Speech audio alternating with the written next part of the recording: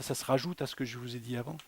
C'est-à-dire que Jean, il a une place particulière dans le cœur de Jésus, et pourtant, même lui, en présence de Jésus, glorifié, il tombe comme mort.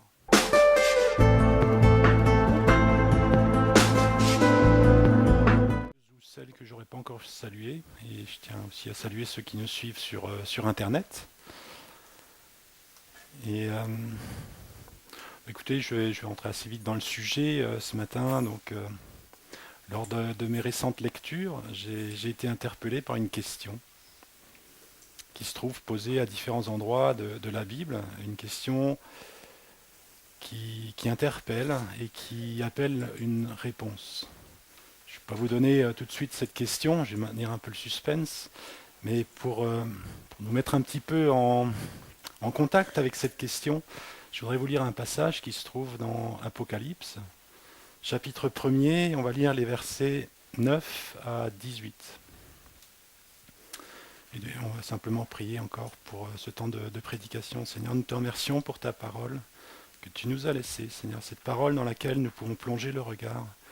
Merci pour ton esprit aussi qui est notre secours, Seigneur, pour nous aider à comprendre. Et Seigneur, ce matin, que ta parole et que ton esprit, Seigneur, prennent vie dans nos cœurs, dans nos pensées, Seigneur, et conduis-nous, Seigneur, dans ce temps, Seigneur, et te le demandons dans le nom de Jésus. Amen.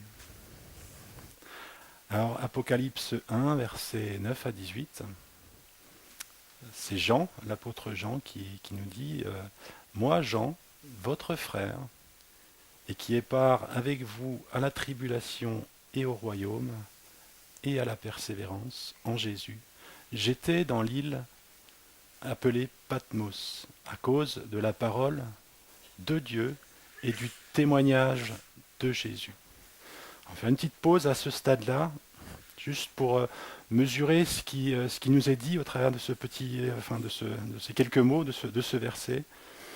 Jean nous explique qu'il a été conduit à l'île de Patmos. Donc c'est une île qui se trouve au large des côtes turques, dans la Méditerranée bien sûr, et il nous en donne la cause.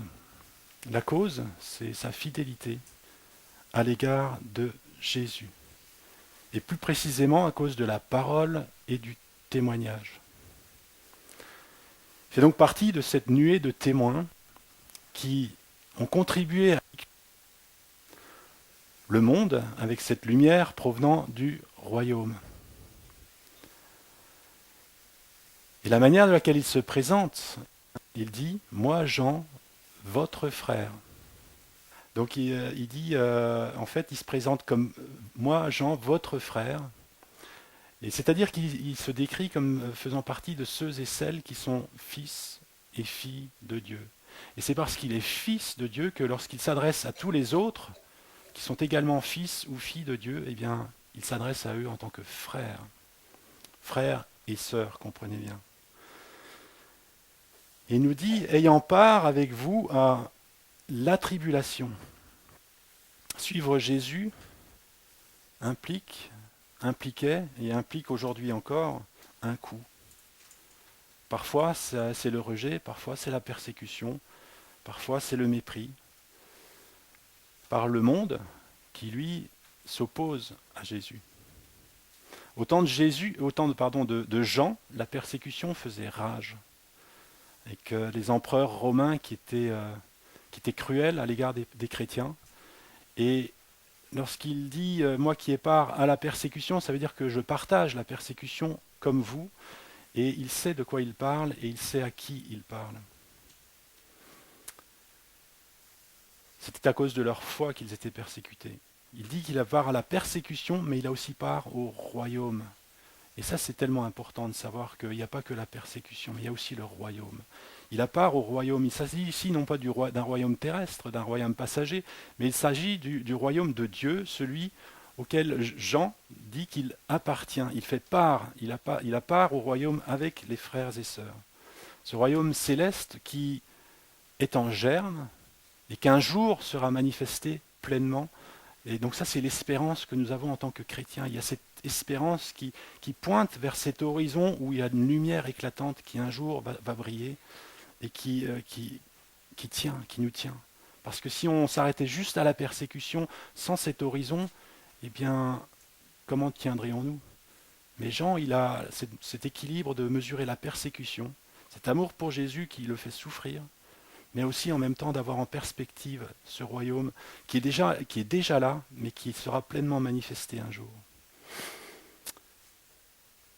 Et il ajoute « et à la persévérance en Jésus ».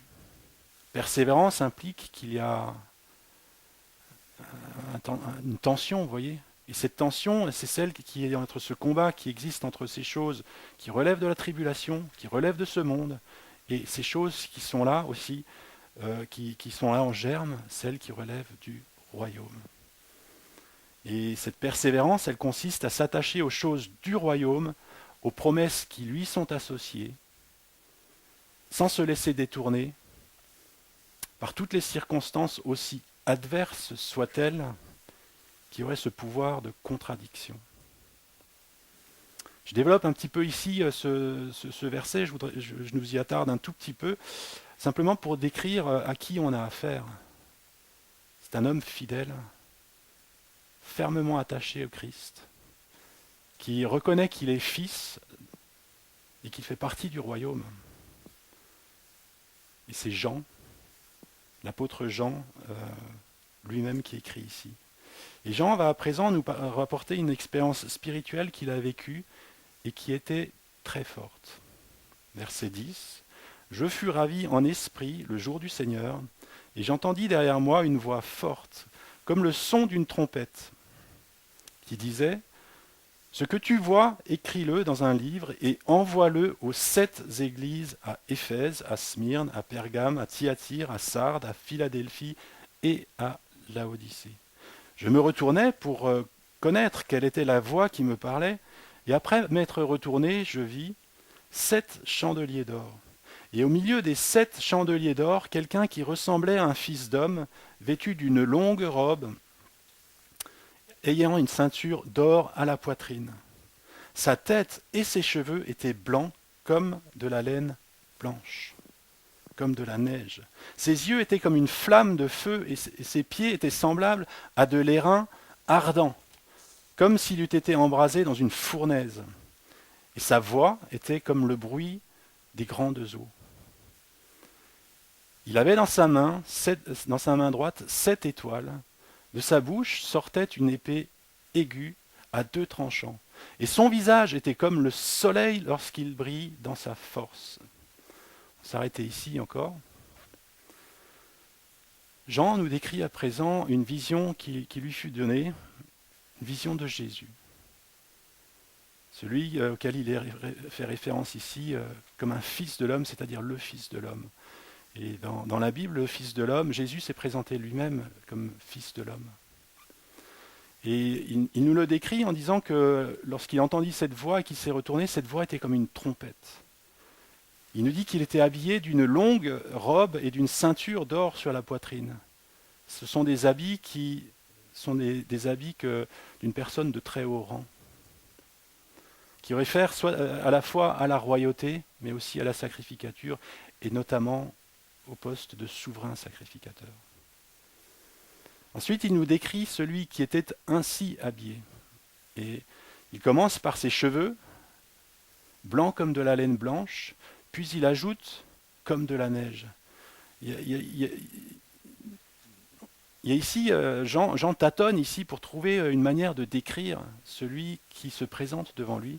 C'est pour ça qu'il utilise 2 mots, vous voyez, il tâtonne, il commence par de la laine blanche, et puis c'est comme si c'était insuffisant pour décrire ce qu'il voit, et il ajoute comme de la neige, et la neige c'est ce qu'il y a de plus blanc qui puisse exister ici-bas. Et donc vous voyez, il cherche ces mots pour décrire ce qu'il voit, et il tâtonne parce que c'est tellement imparfait les mots qu'il trouve.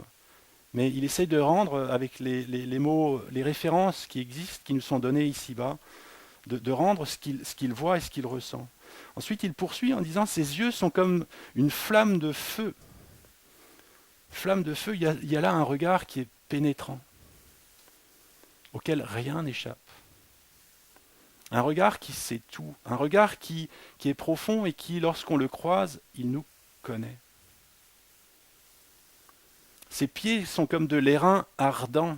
Alors le mot airain ici, en cherchant un petit peu, il se trouve que c'est un métal très précieux à l'époque, qui était plus précieux même que l'or, et qui était un alliage. Et le fait qu'ils étaient ardents, ça veut dire que c'est comme incandescent, comme le métal qui sort d'une fonderie, vous voyez, qui a cette lumière et cet éclat étincelant et presque aveuglant. Sa voix était comme le bruit des grandes eaux, comme le rugissement de l'océan, si je le disais autrement. Et pour ceux qui ont déjà vu l'océan en furie, eh bien, vous avez pu entendre aussi ces grandes eaux et ce bruit de l'océan dont on se- qui, enfin, qui a quelque chose d'impétueux, d'indomptable qui est associé. Vous voyez. Il nous dit ensuite il y avait une épée aiguë à 2 tranchants qui sortait de sa bouche. Donc il y a le son de sa voix qui nous est décrit comme les grandes eaux, et à présent cette épée qui est l'effet des paroles qu'il prononce. Et il y a ce côté tranchant, vous voyez, et qui vient compléter simplement la description du bruit, mais qui nous décrit l'effet de cette parole qui est tranchante, qui est pénétrante, c'est l'effet de la vérité. Et le visage, enfin, on en arrive au visage qui est brillant comme le soleil lorsqu'il brille dans sa force. Jean a trouvé cette image parce qu'il est impossible de regarder le soleil dans sa force, c'est-à-dire en plein midi, lorsqu'il est à son plus haut, à son éclat le plus grand. C'est impossible de regarder le soleil, sinon on risque d'être aveuglé, vous voyez. Il y a une lumière insoutenable qui se dégage, une clarté insoutenable qui se dégage du visage de Jésus. Une description de Jésus qui nous est donnée ici par le biais de cette révélation et qui donne au travers de ces diverses comparaisons comme une idée de la gloire de Jésus, de sa puissance, de son éclat, de sa magnificence, de son autorité, de sa majesté, et toutes ces choses qui se dégagent de lui, et dont la description n'est que tellement limitée comme on le comprend, parce que Jean cherche dans le référentiel qui permettent de décrire ces choses. Il essaie de... Mais une fois qu'on a dit brillant comme le soleil dans son éclat, vous voyez, c'est-à-dire qu'on ne peut pas le voir, c'est insoutenable. Et donc, quelle est la réaction de Jean face à cette révélation de Jésus? Eh bien, il nous dit, versets 17 et 18, « Quand je le vis, je tombai à ses pieds comme mort. Il posa sur moi sa main droite en disant, « Ne crains pas, je suis le premier et le dernier, et le vivant. J'étais mort, et voici, je suis vivant au siècle des siècles. Je tiens les clés de la mort et du séjour des morts. » On comprend ici clairement que c'est Jésus, puisque c'est lui qui est mort et ressuscité, qui a vaincu la mort, qui a vaincu nos ennemis. C'est bien lui dont il s'agit ici, il n'y a aucun doute. Et donc ce que l'on voit, c'est que Jean, il n'a pu tenir debout à la révélation de Jésus. Lui pourtant, dont nous savons qu'il était si proche de Jésus, lui pourtant dont je vous ai décrit à qui on a affaire ici, eh bien, il est tombé comme mort devant Jésus à ce moment-là. Et cela peut nous surprendre compte tenu du fait que dans les évangiles, Jean nous est présenté comme celui que Jésus aimait, vous voyez. Ça se rajoute à ce que je vous ai dit avant. C'est-à-dire que Jean, il a une place particulière dans le cœur de Jésus, et pourtant, même lui, en présence de Jésus, glorifié, il tombe comme mort. Alors, la rencontre que fait Jean ici avec Jésus, vous l'avez bien compris, c'est plus une rencontre comme avec Jésus, tel que Jean l'avait connu lorsque Jésus marchait sur cette terre. Là, c'est comme si Apocalypse, ça veut dire révélation, ça veut dire il y a un voile qui est soulevé. Et c'est comme si ici, Jean, il y a un voile qui est soulevé devant ses yeux pour réaliser cette gloire qui appartient à Jésus. Il est en contact avec cette gloire dont Jésus s'était dépouillé lorsqu'il est venu sur cette terre. Mais là, Jean est bien en contact avec cette gloire et et ça a un effet, vous voyez, foudroyant sur lui, le fait de réaliser à qui il a affaire. Et cette réaction de Jean nous met en face aux questions suivantes. Comment la faiblesse humaine pourrait-elle soutenir une si grande puissance ? Comment les yeux malvoyants pourraient-ils soutenir une si grande lumière ? Comment la fragilité peut-elle supporter une telle force ? Comment l'impureté peut-elle supporter une telle sainteté ? Comment la paille peut-elle résister au feu ? Et toutes ces choses, vous voyez, dans l'attitude de Jean qui tombe, eh bien, on comprend que il y a ce grand écart entre Jésus glorifié et la condition humaine de Jean, aussi grand fut-il parmi les hommes et dans le royaume, vous voyez. Il reste malgré tout un écart tellement grand. Et lorsque Jean découvre les attributs glorieux de Jésus, eh bien, il se rend compte qu'il n'a rien en lui qui lui permette de prétendre tenir dans la présence de Jésus. Et d'autres avant lui avaient fait des expériences similaires lorsqu'ils ont été confrontés à Jésus glorifié. Eh bien, on peut regarder par exemple à Ézéchiel, lorsqu'il fut en présence de la gloire de l'Éternel. Ézéchiel, chapitre 1, verset 28, et on va lire jusqu'au verset 2 du chapitre suivant. Tel l'aspect de l'arc qui est dans la nue en un jour de pluie, ainsi était l'aspect de cette lumière éclatante qui l'entourait. C'était une image de la gloire de l'Éternel. À cette vue, je tombai sur ma face et j'entendis la voix de quelqu'un qui parlait. Il me dit, « Fils de l'homme, tiens-toi sur tes pieds et je te parlerai. » Et dès qu'il m'eut adressé ces mots, l'Esprit entra en moi et me fit tenir sur mes pieds. Et j'entendis celui qui me parlait. Vous voyez, là aussi, Ézéchiel, il nous dit, il est tombé la face contre terre. Daniel, il en fut de même. Pour aller vite, je vais pas vous le lire, mais dans Daniel 8, versets 17 et 18, vous pourrez trouver exactement le même genre de récit où Daniel, en présence de la gloire, eh bien, cette gloire était insoutenable. Il fut effrayé et il tomba sur sa face lui aussi. Alors nous arrivons à présent à cette question dont je vous ai dit qu'elle est posée dans la Bible et qu'elle est posée à différents endroits. Et cette question, on la trouve dans Malachie. Malachie 3, versets 1 et 2. Voici, j'enverrai mon messager, il préparera le chemin devant moi, et soudain entrera dans son temple le Seigneur que vous cherchez, et le messager de l'alliance que vous désiriez. Voici, il vient, dit l'Éternel des armées. Et la question se trouve au verset 2. Qui pourra soutenir le jour de sa venue ? Qui restera debout quand il paraîtra ? Car il sera comme le feu du fondeur, comme la potasse des foulons. Question ici du jour de sa venue. Et c'est Malachie qui écrit et qui dit, dans le Nouveau Testament, je vais dire ça comme ça, dans le Nouveau Testament, le jour de sa venue, ce n'est pas le jour de sa première venue, mais c'est le jour de son retour, lorsque les temps seront accomplis et que Jésus reviendra pour établir son royaume sur la terre. C'est de ce jour-là qu'il s'agit, un jour grand et redoutable. Et il y a cette double question qui en fait est une seule et même question qui nous est posée ici. Mais qui pourra soutenir le jour de sa venue ?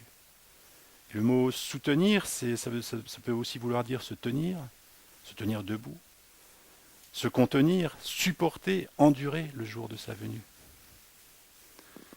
Cette autre question qui est la même, mais formulée différemment, qui restera debout lorsqu'il paraîtra ?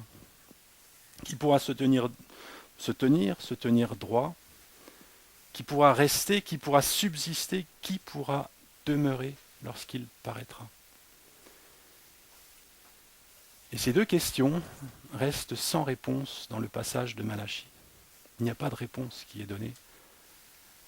Et cette même question est posée à d'autres endroits, notamment par exemple dans Joël, chapitre 2, verset 11, où il nous est dit, là encore, car le jour de l'Éternel est grand et il est terrible. Donc c'est ce jour ultime de sa venue, de son retour sur terre.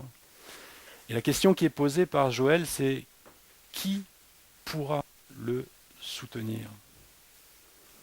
Et là aussi, pas de réponse nous est donnée.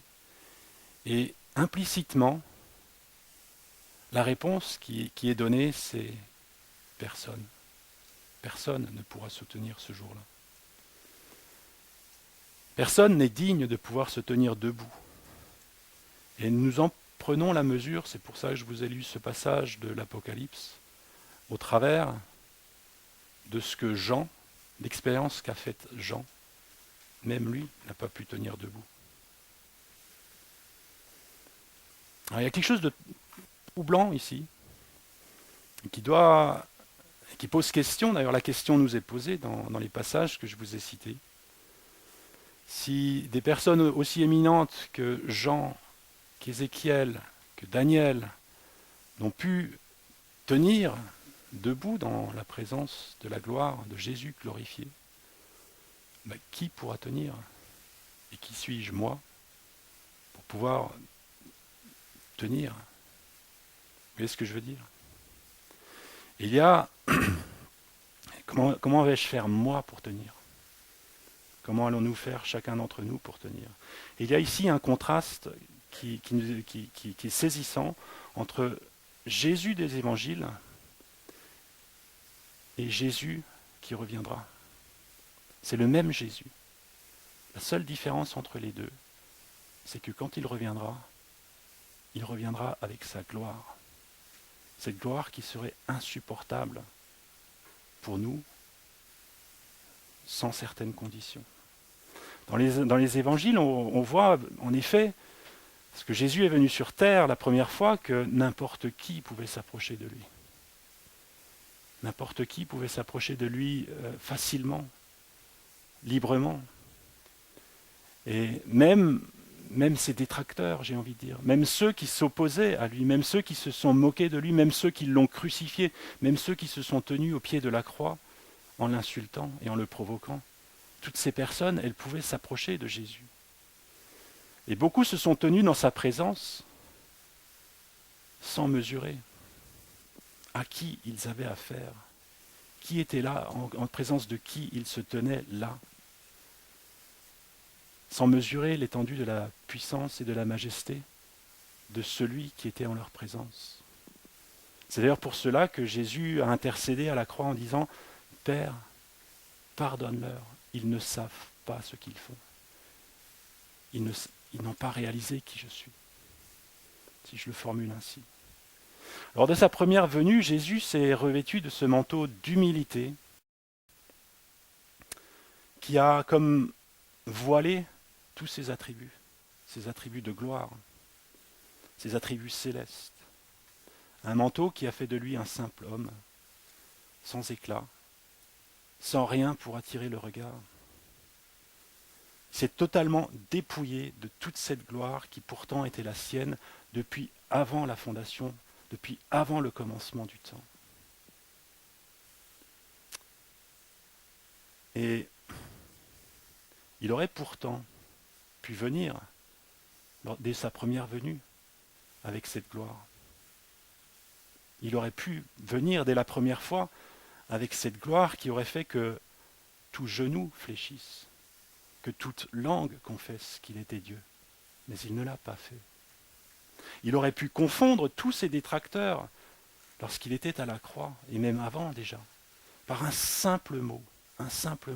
Et des légions entières d'anges étaient à sa disposition pour intervenir sur le champ. Ces anges qui étaient dans les starting blocks et qui n'attendaient qu'une chose, ils attendaient ce mot. C'était insupportable pour les anges de voir leur roi maltraité ainsi. Mais ce mot n'est jamais sorti de la bouche de Jésus. Jésus n'a jamais fait appel aux anges pour venir le délivrer de cette heure sombre qu'était la croix. Pourquoi ? Parce que Jésus est venu la première fois pour sauver ceux qui sont perdus. La première venue de Jésus, c'est pour sauver ceux qui sont perdus. Comprenez par là qu'il est venu révéler le cœur de Dieu. Ce cœur animé d'un amour qui était prêt à tout pour l'humanité. Non seulement pour l'humanité, mais pour chacun d'entre nous. Pour moi aussi. prêt à tout au point de se donner soi-même en rançon pour que ceux qui étaient encore éloignés de lui, eh bien, ceux qui étaient encore ses ennemis, ils puissent s'approcher et le connaître. Le connaître sans cette gloire. Apprendre à le connaître sans cette gloire. Apprendre à voir en lui, à discerner qui il était. En réalisant combien ils avaient fait fausse route jusqu'à présent quant à l'idée qu'ils s'étaient faite de Dieu. Et que de la sorte, les hommes puissent être réconciliés avec Dieu pour cette vie, mais aussi pour l'éternité. Et j'insiste sur ce mot connaître, que l'on retrouve aussi dans Jean 17, verset 3, où il nous est dit, or la vie éternelle, c'est qu'ils te connaissent, toi le seul vrai Dieu, et celui que tu as envoyé, Jésus-Christ, qu'ils te connaissent. Jésus, il est venu pour ça, pour nous offrir la vie éternelle, en nous permettant d'apprendre à le connaître, lui et Dieu, d'apprendre à les connaître, le cœur de Dieu, vous voyez ce que je veux dire? Parce qu'à ce moment-là, Jésus est venu, non pas revêtu de cette gloire qui aurait autrement aveuglé nos yeux, qui aurait été insupportable, et qui n'aurait laissé aucun secours, si je peux dire. Il aurait pu venir ainsi, mais il ne l'a pas voulu, parce qu'il a voulu que nous apprenions à le connaître, que nous puissions le connaître en vue de la vie éternelle. Il s'est laissé connaître de cette manière-là, en cœur à cœur, pour ceux qui l'ont voulu. Mais, vous voyez, cette première venue, ce qui la caractérise, c'est qu'il a laissé ce libre choix. Il y a ce choix de le reconnaître et de croire au travers de ce qu'il a dit, au travers de ce qu'il a fait, au travers des signes et des miracles, au travers aussi de la parole qui avait annoncé sa venue longtemps, depuis des siècles, sa venue avait été annoncée et tout correspondait, vous voyez. Il y avait tant de signes qui, pour ceux qui le voulaient, ou qui le veulent encore aujourd'hui, eh bien, ça leur permet de le reconnaître et de croire. Et j'ai envie de dire, à l'exemple, par exemple, de ce centurion, qui au pied de la croix, lorsqu'il a vu de quelle manière Jésus est mort, il a pu faire une différence entre ceux crucifiés et tous les autres qu'il avait vus dans toute sa carrière. Et ce centurion s'est écrié à ce moment-là, assurément, cet homme est le Fils de Dieu. Cet homme a reconnu que Jésus était le Fils de Dieu. Et Jésus a donné tant de manières pour ceux dont le regard n'est pas fermé, eh bien de le reconnaître comme le Fils de Dieu et de croire en lui. Bien sûr, il y a aussi ceux qui choisissent, vous voyez le libre choix, il y a ceux qui choisissent de le reconnaître et de croire, il y a ceux qui choisissent de s'opposer et de rester incrédules comme les hommes religieux, ou encore ceux qui choisissent l'indifférence.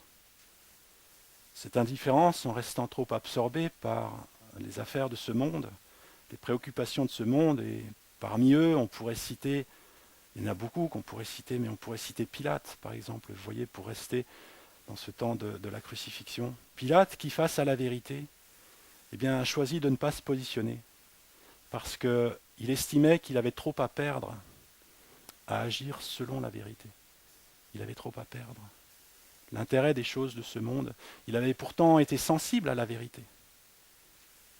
Mais le prix lui semblait trop élevé par rapport à sa renommée, par rapport à sa position, par rapport à sa notoriété. Et il a préféré faire l'indifférent, si je peux dire. Lors de la première venue de Jésus, bien, sa gloire était pourtant bien réelle, mais non pas éclatante comme le soleil. Non pas éclatante comme le soleil. Le but n'était pas de nous aveugler. Le but était de nous apporter cette lumière qui nous permet de nous orienter et de nous sauver. De nous attirer à lui sans contrainte, sans forcer, en nous laissant cette liberté de choix. C'est ainsi qu'on pourrait décrire l'amour, n'est-ce pas? Mais sa parole, ses actes, ses attitudes ont apporté la lumière. Cette lumière de la vérité et qui, si elle est crue, si on place notre confiance en elle, si on la reçoit et qu'on met notre confiance en elle, notre foi, elle a cette puissance de Dieu de se manifester avec gloire. C'est ce que Jésus a dit d'ailleurs à Marie ou Marthe, je ne sais plus, en lui disant « Crois seulement et tu verras la gloire de Dieu ». La première venue de Jésus n'était pas marquée de cette gloire à laquelle Jean, Daniel et Ézéchiel ont été exposés dans les passages que nous avons lus précédemment. Elle a été marquée par la grâce, c'est-à-dire cette opportunité de connaître Dieu, de connaître son cœur manifesté en Jésus, sans pour autant être consumé par sa gloire. Dieu a ouvert cette période de la grâce en Jésus, celle où il est possible de se repentir. De se repentir au contact de la vérité qui émane de lui. En découvrant qui est Jésus, en choisissant en faisant ce choix de le suivre lui, de lui faire confiance à lui, de lui obéir. Et cela débute une nouvelle vie, c'est ce que la Bible décrit comme la nouvelle naissance. Et ces choix qu'il faut renouveler encore tout au long de notre vie, et qui sont assortis aussi, là encore, de cette repentance qui est chaque fois que nous, au contact de la vérité, eh bien nous choisissons de nous aligner avec la vérité, plutôt que de rester sur des choses qui sont fausses dans nos vies, dans nos cœurs. Cette repentance, qui est cette seconde chance qui nous est donnée aussi au travers de cette conviction que nous pouvons recevoir, et qui nous permet de découvrir que nous avons besoin d'un sauveur. C'est une grâce de découvrir que nous avons besoin d'un sauveur, et que par nos forces, nous ne pouvons pas nous sauver nous-mêmes. Alors, autant la porte de la repentance, la porte de la grâce, celle qui a été ouverte avec la venue de Jésus, et elle a été ouverte justement cette porte par sa venue, et elle est ouverte encore aujourd'hui, elle est ouverte encore jusqu'à ce jour. Eh bien, au travers de cette porte, nous pouvons venir vers lui, et nous pouvons entrer en relation avec lui sans être écrasés ni anéantis par sa gloire. Alors autant il y a cette porte de la grâce qui existe, autant un jour, c'est là où nous revenons un petit peu à cette question, qui tiendra, qui pourra tenir, autant il reste cette autre venue de Jésus, cette seconde venue, ou alors il sera pleinement revêtu de cette gloire, celle qu'il avait jusqu'à sa venue sur terre et celle qu'il a recouvrée depuis son ascension dans le ciel. Et à ce moment-là, il en sera, comme la Bible nous dit, comme au temps de Noé. Il y a cette porte de l'arche de Noé qui a été fermée. Et puis le déluge est venu. Et il n'y avait plus aucun moyen d'entrer dans l'arche. Il était trop tard. Pourtant, les hommes, au temps de Noé, ils avaient eu ce temps de se remettre en question. Il a fallu 100 ans à Noé pour construire l'arche. 100 ans.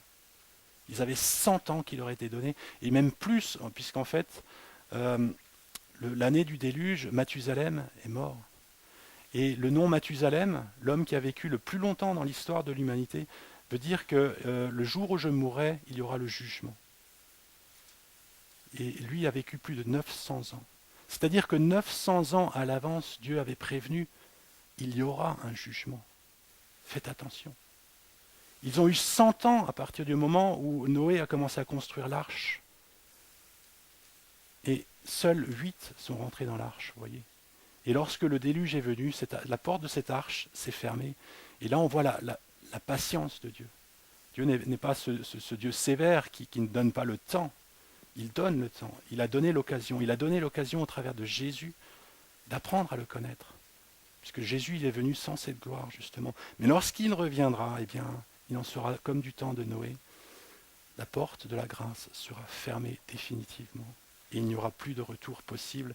Il sera trop tard pour apprendre à le connaître. C'est maintenant le temps de connaître Jésus. C'est maintenant le temps de découvrir qui il est, d'entrer en relation avec lui.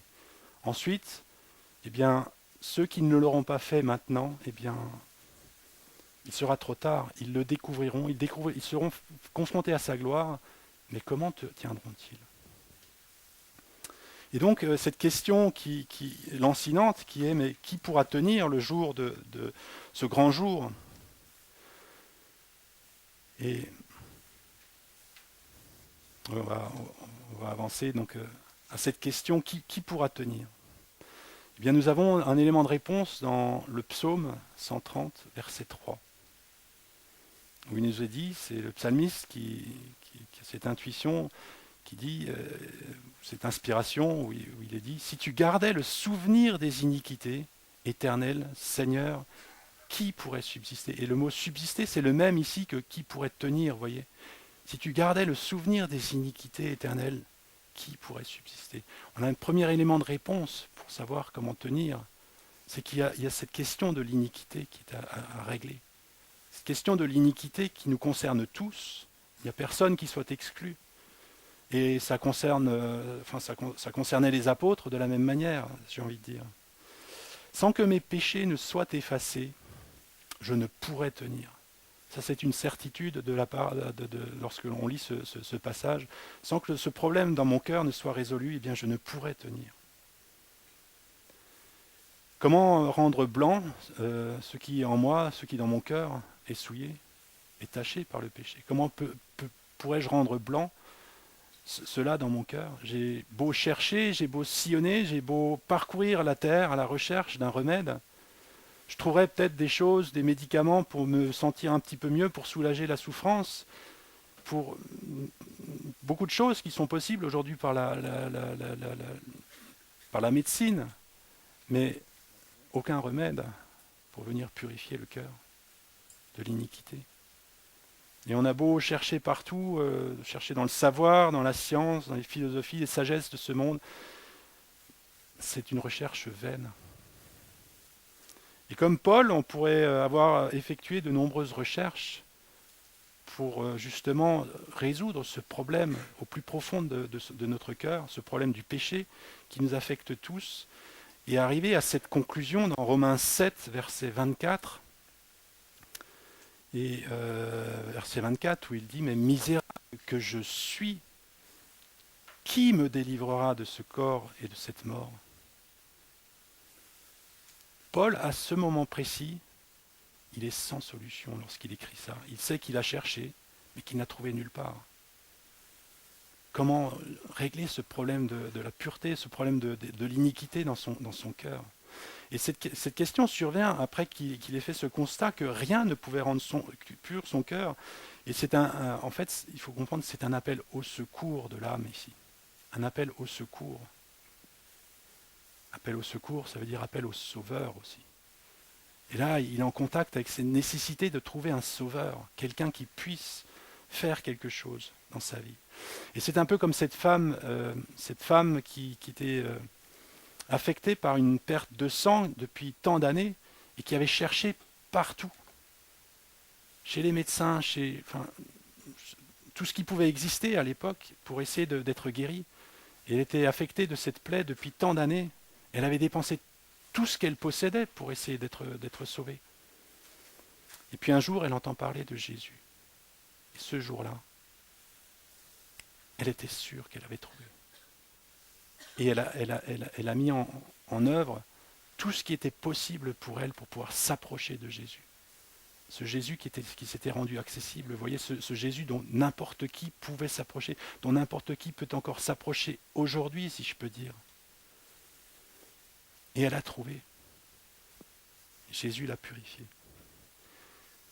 Et elle a dû s'écrier à sa manière, tout comme Paul s'est écrié par les mots qu'il nous laisse lorsqu'il a fait cette découverte. Mais grâce soit rendue à Dieu par Jésus-Christ, notre Seigneur.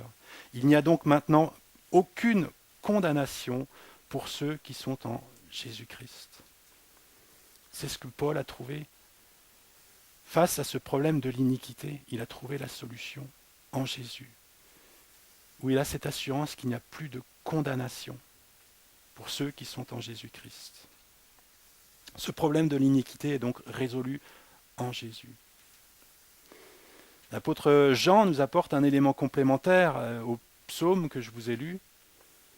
Dans 1 Jean 2, verset 28, où il dit « Et maintenant, petits enfants, demeurez en lui, afin que lorsqu'il paraîtra, donc on revient lorsqu'il paraîtra, c'est-à-dire ce grand jour, nous ayons de l'assurance et qu'à son avènement, nous ne soyons pas confus et éloignés de lui. » Demeurez en lui pour avoir cette assurance. Demeurez en lui. Pour pouvoir demeurer, bien sûr, c'est une lapalissade, ça suppose qu'on se soit approché d'abord. Donc il faut s'approcher de Jésus, et c'est pour ça qu'il est venu de la manière de laquelle il est venu la première fois, pour qu'on puisse s'approcher, pour se rendre accessible.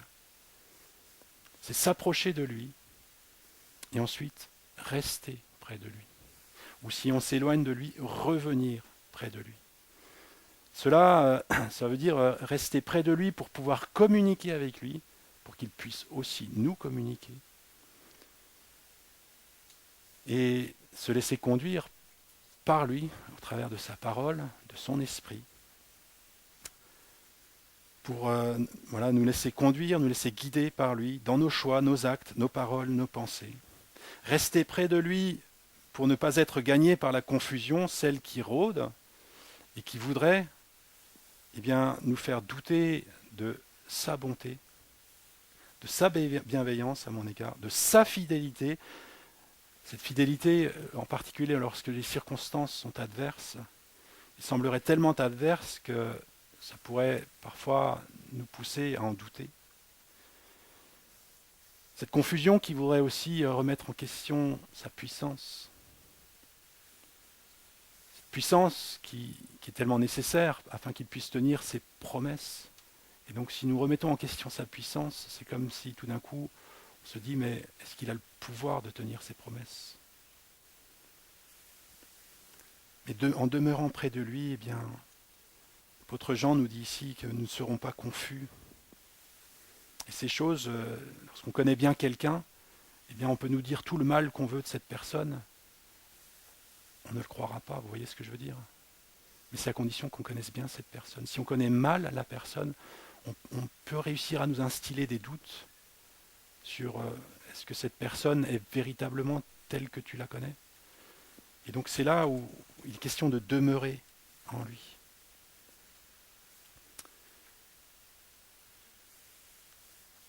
Rester près de lui pour le connaître, pour apprendre à le connaître, j'insiste là-dessus. Mais rester près de lui aussi pour être connu par lui.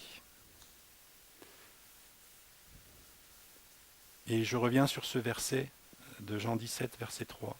Or la vie éternelle, c'est qu'ils te connaissent, toi, le seul vrai Dieu, et celui que tu as envoyé, Jésus-Christ. Cette importance de le connaître.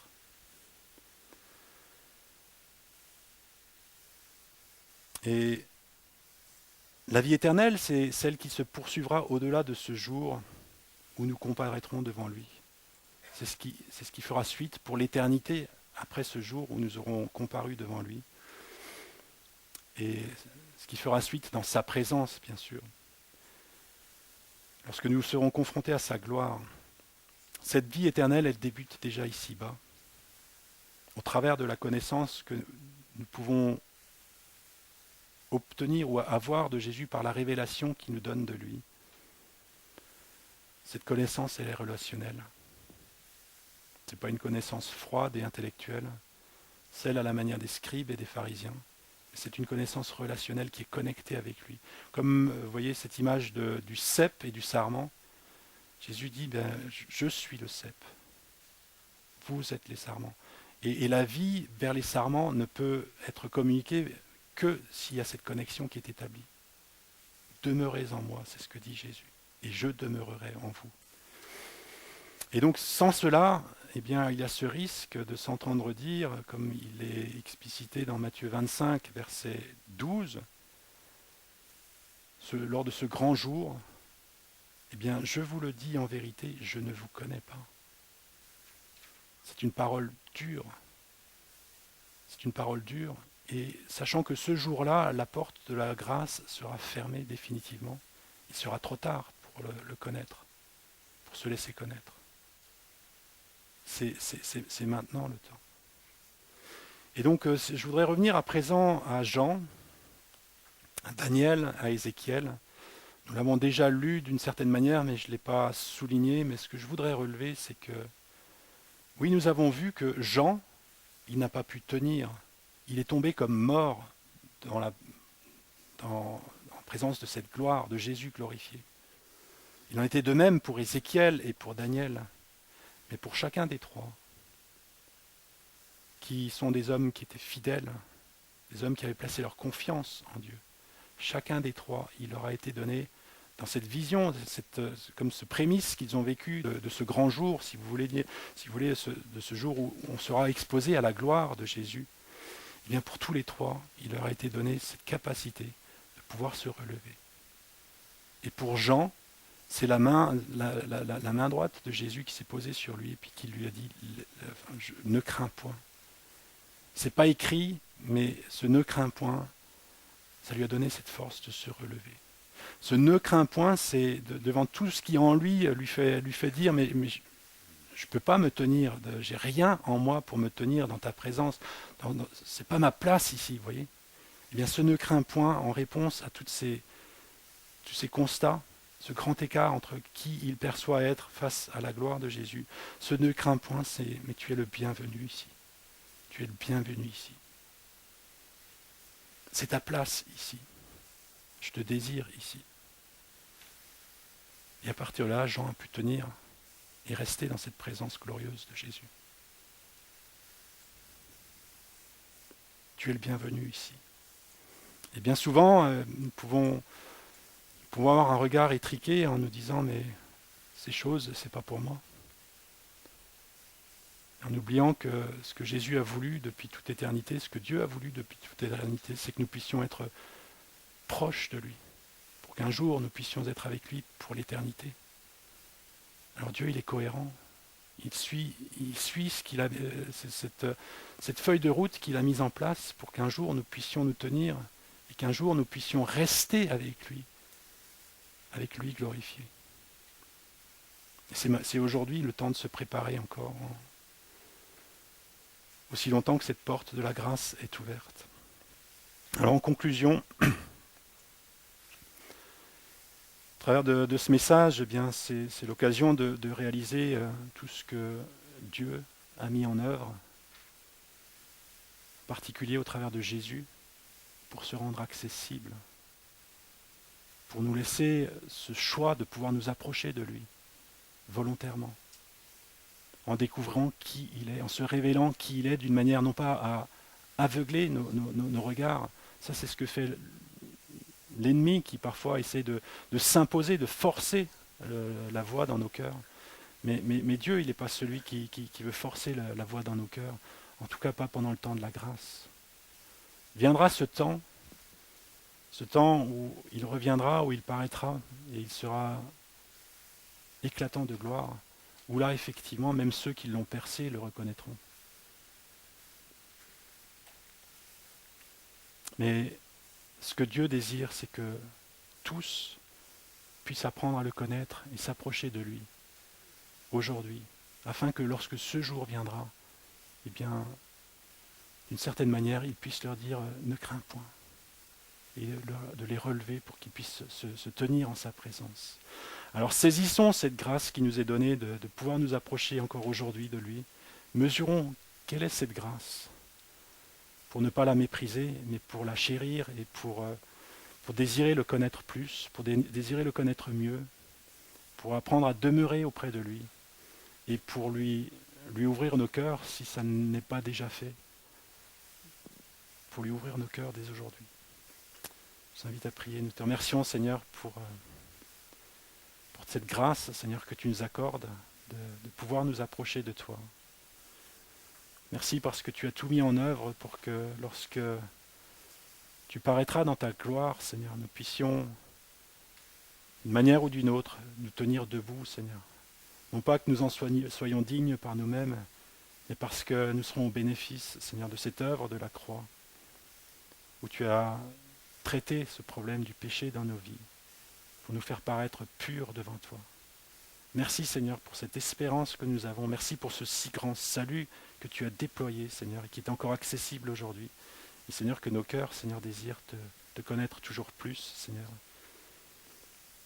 Parce que la vie éternelle, c'est de te connaître toi, dès aujourd'hui, Seigneur. Amen.